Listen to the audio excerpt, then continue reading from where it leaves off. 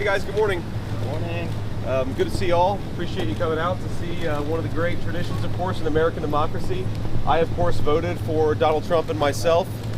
So did my wife, and we also, for all the locals out there, we voted for Bernie Moreno for the United States Senate. And if you want the policies of Donald J. Trump in the United States Senate, then Bernie Moreno is the only candidate in this race who I think is the candidate of peace and prosperity for the United States Senate. So I hope people will get President Trump over the finish line. I hope people here in Ohio will get Bernie Moreno over the finish line.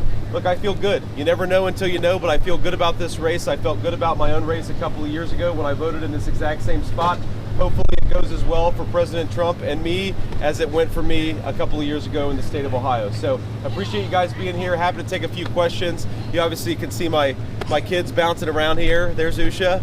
And we'll take a few questions, but we're going to hit the road, go back home, and then head off to Palm Beach. Senator, what's your final... Regardless of the results tonight, half of the country probably won't be satisfied with the results. Sure. What's your message to them, potentially your supporters, if it doesn't go the way that they want to? Well, look, I think our message is, first of all, we do expect to win, but obviously no matter who wins, half the country, as you said, is going to be at least partially disappointed. I think my attitude is the best way to heal the rift in the country is to try to govern the country as well as we can, create as much prosperity as we can for the American people, and remind our fellow Americans that we are all fundamentally on the same team, however we voted. I certainly hope you vote for Donald J. Trump today. I think that his policies are going to promote peace and prosperity for our citizens. But if you vote the wrong way, in my view, I'm still going to love you. I'm still going to treat you as a fellow citizen. And if I am lucky enough to be your vice president, I'm going to fight hard for your dreams and for your family over the next 4 years. Senator, do you have an opinion on who will fill your Senate seat if you win? No, look, I'm way too superstitious to think about those things. Let's get this election over the finish line. Let's make Donald J. Trump the president-elect, and then we'll worry about what happens afterwards. Senator, have you spoken with President Trump? No, actually, he called me about 3 in the morning, apparently from the plane headed from Michigan to Palm Beach last night. I was in bed at the time. I haven't been able to talk to him this morning. I was going to call him as soon as I woke up, but when I realized that he got back home around 5:30 last night, I decided hopefully he's asleep, and so I'm not going to call him. I'll certainly talk to him probably on the way to the airport or when we land. Senator, you grew up 20 miles away, Middletown, now you're standing here, maybe in a few hours you'll be the next vice president. Yeah. How are you feeling about that in that moment? Here to here, and possibly second in command? Look, it's an amazing thing. My heart is just overwhelmed with gratitude to the generosity of the American people. The fact that I'm standing here is very much a testament to the fact that we live in the greatest country in the history of the world. The fact that I have a beautiful wife and 3 beautiful kids is more importantly a testament to the fact that we live in the greatest country in the world. So I think that what today represents is an opportunity to pay down a debt that I owe to this country. And if I am the vice president, I'm going to work as hard as I can to pay down that debt. I don't think I'll ever be able to return what this country has given to me, but I'm going to try, but we have to win first. Sir.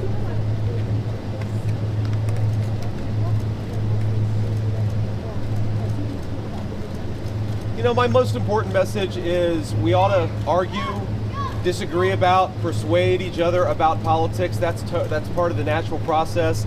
But we can't discard friends and we can't discard family members. I think that if we all just recognize this basic principle, that we ought to love people, we ought to be friends with people, we ought to be family members with people, regardless of their politics, that would do a lot to heal the division. I know myself, I've had a lot of friends, not a lot, I've had a few friends who have cast their friendship aside because I decided that I wanted Donald J. Trump to be the winner in the last election and in this election. I think that's a tragedy, and I'm not going to follow that example. I'd say to everybody, whether you're voting for Donald Trump or voting for Kamala Harris, remember, friends and family, that stuff is what really, really matters. We ought to be kind to one another. We ought to treat each other with respect. And fundamentally, what we're trying to do, President Trump and I, is just build the kind of country where our fellow Americans can achieve their dreams.